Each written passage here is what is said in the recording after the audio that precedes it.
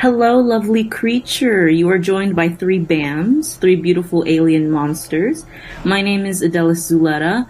I am a biomedical engineering major in my third year, and I'm minoring in science fiction, and I will be your host or I guess one of your many hosts, for the Sci-Fi Lab Podcast, and I am joined by Jayla.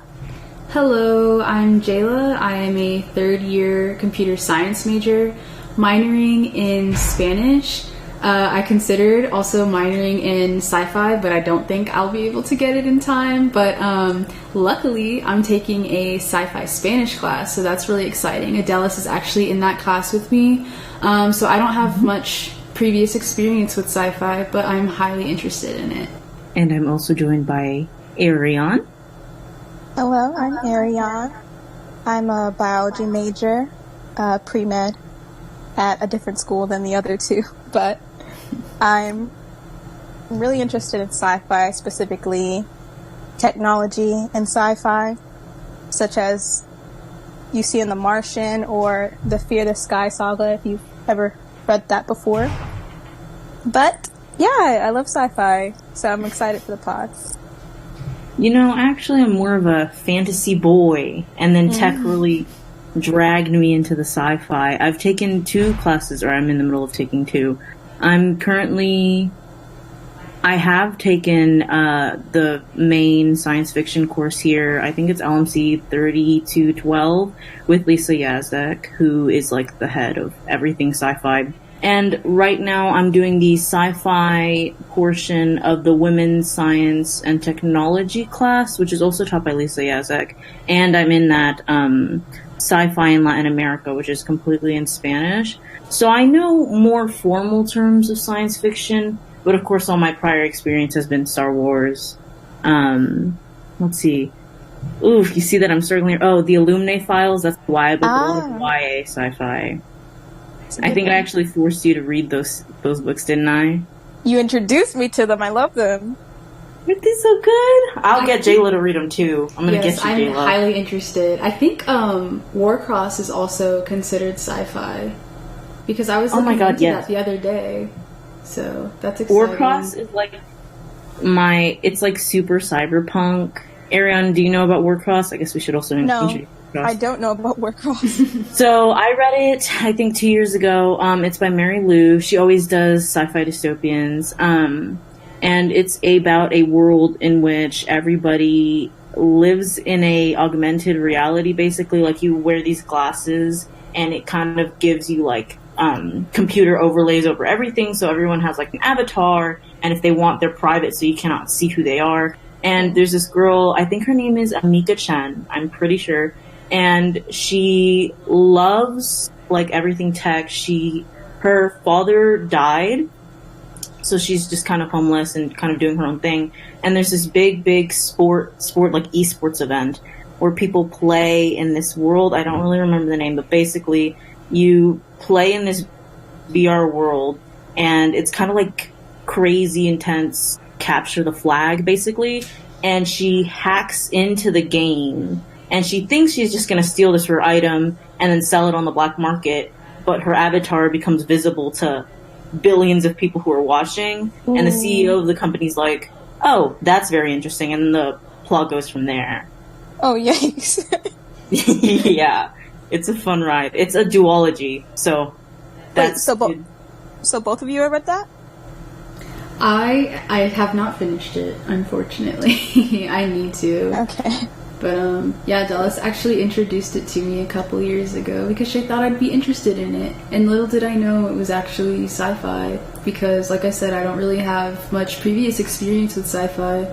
So it's kind of just cool how broad it is. Yeah, video game sci-fi has really popped up recently. What have you played? Because, I wasn't allowed to play video games as a child, so I'm a bit stinted on all things video games. Oh, I just meant, sci-fi in terms of playing games and, like you said in Warcross, where they're, doing digital games. Mm-hmm. Mm-hmm. Is Ready Player One like that, too? I've never read it. I don't know anything about it, but that, too. It's popped up in anime, Sword Art Online, if you guys know that one. Oh, yeah, I've seen a little bit of Sword Art Online. There's a dungeon anime too, where they're fighting. There's a bunch of them, but yeah, it's just become really popular to like bring sci-fi and video games together. Yeah, I don't know much about Cyberpunk 2077, but like that's pretty big in pop culture right now. Have you guys heard of that? Actually, it was brought up in my neuroengineering class, which I'm still not officially a part of, and we were talking about invasive brain therapy, and this one guy was like, oh my god, have you played Cyberpunk 2077? Like, it's all, like, everyone's half human and half tech. And I think Cyberpunk, because I feel like Cyberpunk is, like, our true future, I think that's why Cyberpunk is, like, my favorite genre of sci-fi, because I'm like, I want to be half human. I don't want to be full human anymore. Oh, wow. I can't prescribe to that. You do it with your robot parts. Oh, yeah, no, it seems pretty interesting. I kind of want to look into it, maybe after they fix, like, a bunch of stuff, because there's also bugs. So, yeah, but it seems pretty interesting, because you can kind of explore with the future of Cyberpunk. Okay, I have a question. Okay. If you could replace any part with a technological advancement or replacement or enhancement, what would it be? Like, what body part, and like what would your new body part be able to do that yours can't do right now?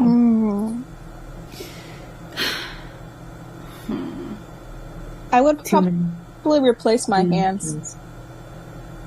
And make them what? Robot hands. What's the advantage? You got shaky hands or something? You know, I'm trying to do medicine. I want to be a surgeon. And I think enhancing my hands so that they're very precise would be a huge benefit. Would you put tools in your robot hands? Like, make it like a, what is that called? A Swiss Army knife. A Swiss Army knife? Yeah. No, maybe for something, but not for like everything. Not like a Swiss Army knife. Okay. What about you, Jayla? This is really hard. I feel like... Choose multiple. Okay. I feel like a heart is like a pretty good cop-out, because then it's like, you could technically live forever, I feel like, if you replaced your heart. And obviously that would like... I feel like it would make you kind of invulnerable to like a lot of diseases. So I'm not sure. That's kind of like the main thing that came into my mind. Maybe my lungs, because I have weak lungs, so I'd make them so they could just operate by themselves. But yeah, what about you? I want better eyes. I want to be able to see through things. I want to not see certain things. You know what I'd give to have, like, installed filter? You know how, like, you can block a tag on Tumblr or Instagram? I want to block certain people and just not see them. Just keep walking. They didn't ruin my day. I didn't see them. Oh my god. That's a Black Mirror episode. That's a whole Black Mirror episode. It really is. I haven't seen that one then. White Christmas. Oh, that's the one people always say you gotta watch, and I haven't seen it. Oh, dang, you haven't? Yeah, White Christmas. Yeah, I'm not gonna spoil anything, but yeah, I haven't. Yeah, Black Mirror is so good. We should probably, like... It is. Because I feel like there are heavy sci-fi themes in some of those episodes that we could probably talk about. Totally doing... Oh, you know what its analog is that I didn't know, but I found out in one of my S classes? Mm-hmm. The analog to... that was cited to Black Mirror was, what's the one? Oh my god, it's literally slipping my mind. They have a ride of it of Disney, and you, like, drop in the Tower of Terror. Drop? Oh, the Haunted House one? Yeah, but it has a show associated with it. I can't believe it. The Twilight Zone? Yes, the Twilight Zone. Oh. The Twilight Zone apparently has some sci-fi vibes, because the Twilight Zone is all about, like, here's this whole big story, right? Yeah. We could do that. We could try to match a Twilight Zone episode to Black Mirror, and I think it's really interesting. Yeah, that could be. And I've never really seen... I think I've maybe seen, like, an episode of The Twilight Zone. I think so, too. Like, a couple. Maybe a few.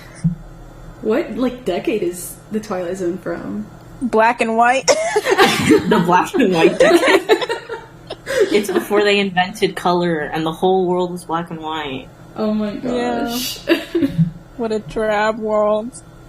Man. So yeah, basically that's the plan for the podcast, is to come in with any form of media or medias and discuss them, and we'll tell you about them ahead of time. So does anybody want to reveal what we're doing for the next pod? I think Erion should. Okay, I believe we're doing The Martian. We're looking at the book and the movie together and comparing and contrasting them. I'm very excited. I started Yes. today. I've already read The Martian, but I have to reread it for this. Yeah, same. Because not to get into next episode, but 16-year-old me, she had no idea. Because after like getting into engineering, I'm like, oh, I see. Mm-hmm. So yeah.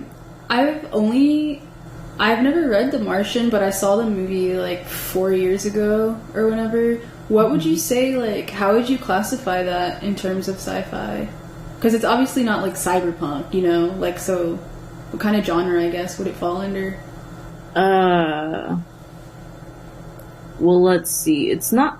It's kind of a space opera, more like a fantastic journey. So, like, if we're going through the official, like, genre story types, like, a space opera is more about, like, a great space battle, but you don't really have that unless you count Mark battling with the fact that he's going to die. So it's more of a fantastic voyage, or a stranger in a strange land. But Stranger in a Strange Land has more, like, cultural elements in my belief.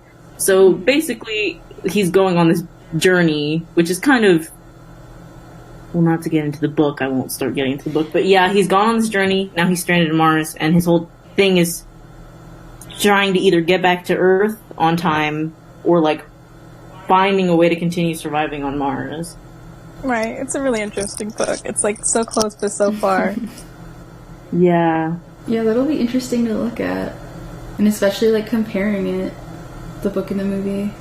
Yes, because I have some gripes, but we'll talk about that next time. I don't remember the movie. I barely remember the movie. This can be really fun to watch.